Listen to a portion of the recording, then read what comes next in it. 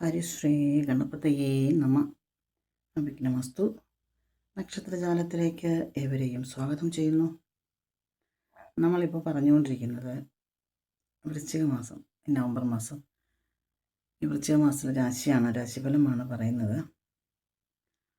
ഒരു കാര്യം നിങ്ങളോട് പറയാനുള്ളത്, ചാനൽ ആദ്യമായിട്ട് ആരെങ്കിലും കാണുന്നവരുണ്ടെങ്കിൽ ഒന്ന് സബ്സ്ക്രൈബ് ചെയ്തേക്കുക.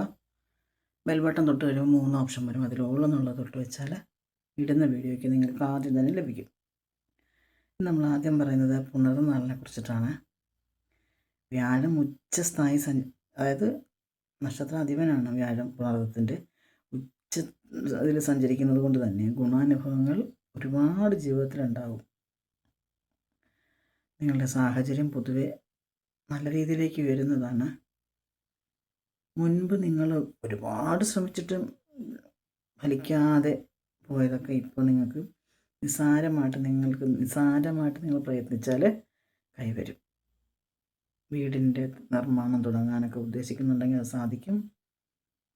വില കൂടിയ വാഹനങ്ങളൊക്കെ വാങ്ങാനുള്ളൊരു സാധ്യതയുണ്ട്. കർമ്മരംഗത്ത് നിങ്ങൾക്ക് നല്ല സ്വാധീനമായിരിക്കും. ഇപ്പോൾ രാഷ്ട്രീയത്തിൽ ഒക്കെ വിശ്വാസം നേടിയെടുക്കാൻ സാധിക്കും. സംഘടനകളുടെ നേതൃത്വം ലഭിക്കാൻ സാധ്യതയുണ്ട്. അവിവാഹിതർക്ക് ദാമ്പത്യത്തിൽ പ്രവേശിക്കാനും സാധ്യതയുണ്ട്. തൊഴിൽ തേടുന്ന ആൾക്കാർക്ക് നിരാശപ്പെടേണ്ടതായ ആവശ്യം വരില്ല. അതായത് പുറത്ത് ഒക്കെ ജോലി ചെയ്യാൻ തേടുന്ന ആൾക്കാർക്ക് നല്ല അവസരങ്ങളൊക്കെ കൈവരുന്നതാണ്. വിദ്യാർത്ഥികൾക്ക് ഏകാഗ്രമായിട്ടിരുന്ന് പഠിക്കാനായിട്ട് സാധിക്കും. ഭാവിയെക്കുറിച്ച് ചിന്തിച്ച് നല്ല നല്ല നിക്ഷേപങ്ങളൊക്കെ ചെയ്യാനായിട്ട് നിങ്ങൾ ശ്രമിക്കും. ഇതാണ് നമ്മൾ പുണർനാളിനെ കുറിച്ച് പറയാനുള്ളത്.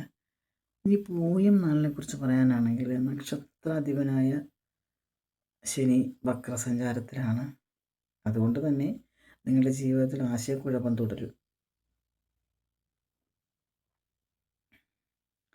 പെട്ടെന്ന് ലഭിക്കാൻ ഇടയുള്ളതൊക്കെ ദുർബലമായി പോകാൻ സാധ്യതയുണ്ട്.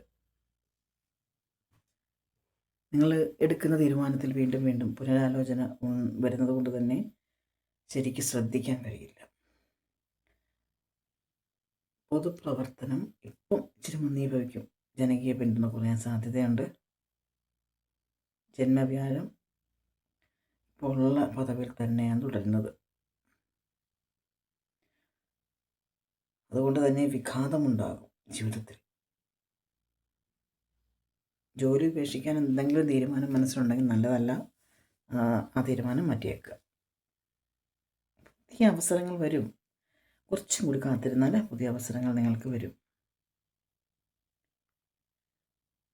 മക്കളുടെ പഠന കാര്യത്തിലൊക്കെ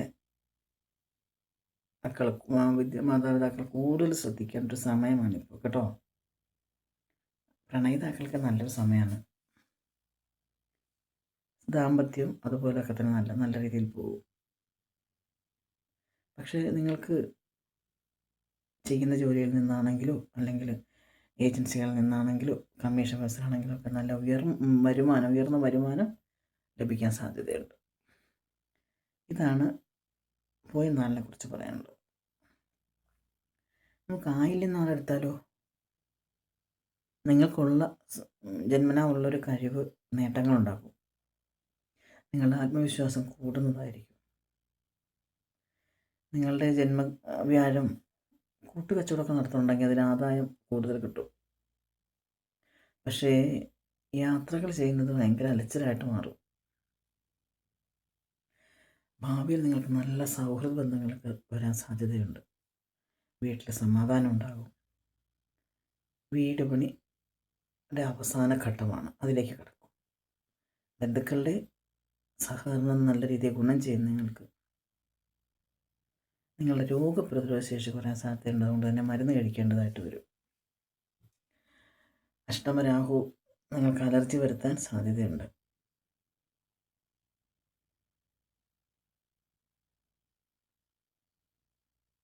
പണമിടപാടിൽ കരുതലുണ്ടാവണം.